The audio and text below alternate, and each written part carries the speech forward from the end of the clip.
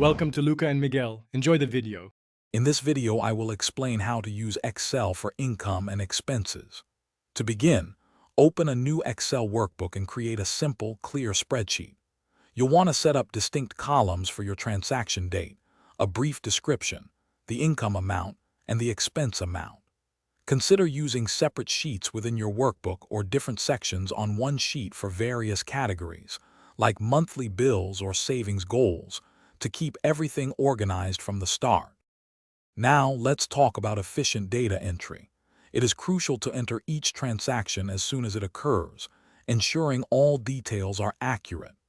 Assigning a specific category to every income and expense item, such as groceries or salary, will make analysis much easier. A pro tip is to use Excel's data validation feature to create a drop-down list of your categories.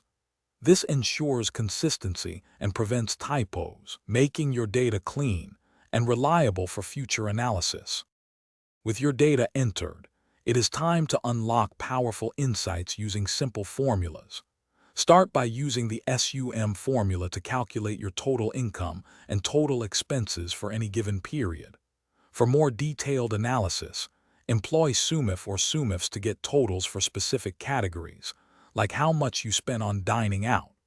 Finally, calculate your net income by simply subtracting your total expenses from your total income, giving you a clear picture of your financial standing. To truly understand your financial picture, visualize your data.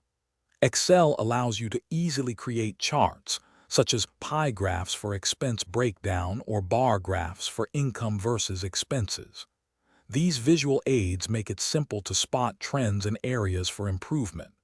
Make it a habit to regularly review your financial data, perhaps once a week or once a month. Consistent tracking and review are key to making informed financial decisions and achieving your long-term financial goals. Thanks for watching and please subscribe. It's the best investment you'll ever make.